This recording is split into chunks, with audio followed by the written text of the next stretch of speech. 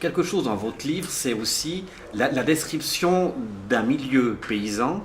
Et j'aimerais savoir comment vous le percevez, vous.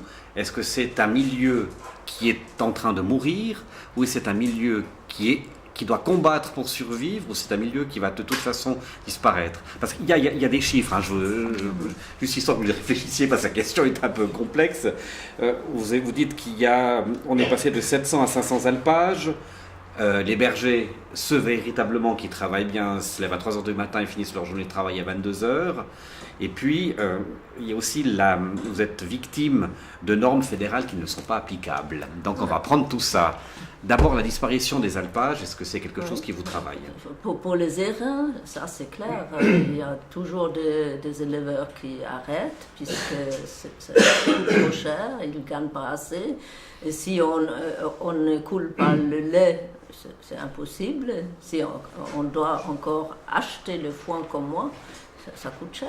Ça va acheter à bon prix puisqu'on fait une partie nous-mêmes.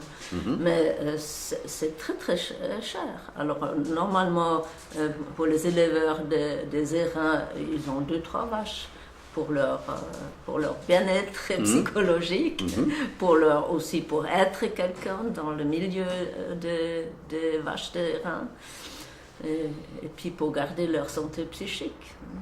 Donc c'est pas une question économique, parce que là il faut avoir plus de vaches, il faut couler le lait ou avoir des spécialités. Je crois que c'est ça qui va se faire de plus en plus, qu'on réfléchit biologique ou de niche, des produits de niche.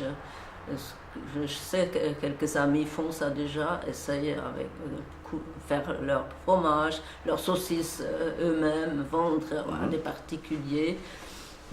Donc il y a une économie à repenser, peut-être autour de tout ça. Tout à fait, oui. Et vous êtes admiratif de ces bergers qui se lèvent à 3 heures du matin et qui finissent leur journée à 22 heures? Absolument, c'est dur comme travail, c'est dur. Et puis maintenant, où il y a moins de vaches, les alpages luttent pour avoir assez de vaches. C'est pas si facile. Ils essayent d'économiser, avoir une personne de moins pour avoir un salaire de moins. Et tenir le coup, oui. Oui, c'est dur. Et quelles sont ces normes fédérales qui ne sont pas applicables sur le terrain?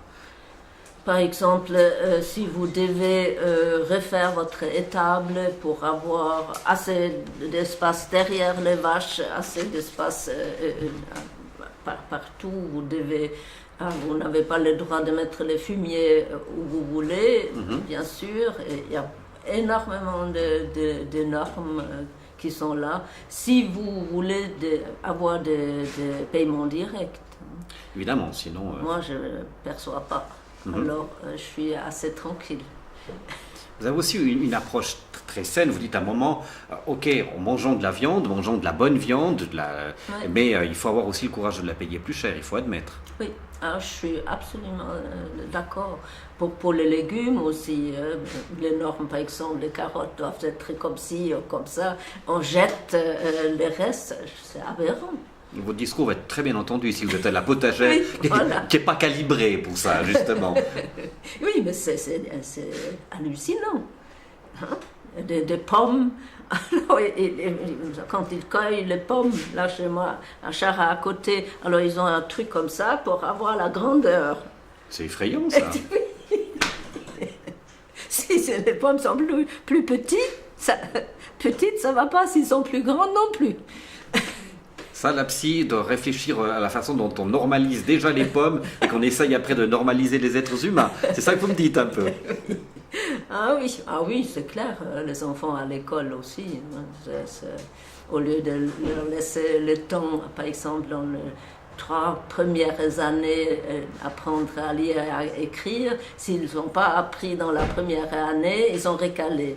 c'est idiot également, c'est idiot, puisqu'il y a de différents rythmes chez l'enfant, il y a différentes manières d'approcher, ils ont différentes expériences avec les frères et sœurs, et puis en général, on n'aurait pas la dyslexie si on faisait ainsi. Laissez l'enfant. Sans donner le temps sans juger, sans dire normaliser. Normaliser, exactement. Ouais. Vous allez à l'encontre d'une autre idée. Beaucoup de gens maintenant ne veulent plus consommer du lait en disant que notre organisme n'est pas fait pour ça. Vous expliquez bien qu'en fait, les Européens, le fait d'avoir des vaches dans leur vie quotidienne depuis maintenant des millénaires, on a développé ce qu'il fallait pour pouvoir digérer le lait. Ouais. Oh, on peut aussi changer le lait, hein. Ça devient fromage, ça devient yogourt, ça devient quelque chose d'autre. Mais il faut aussi penser que le lait qu'on achète dans les grands magasins, c'est pas du lait. Si vous buvez du lait de la vache directement, c'est tout autre chose. Dans le berlingot, il y a plus d'eau que de lait, pour être clair. Oui, et puis c'est homogénéisé, pasteurisé, c'est-à-dire qu'on détruit les cellules, et puis ça n'a pas le même goût et c'est pas bon.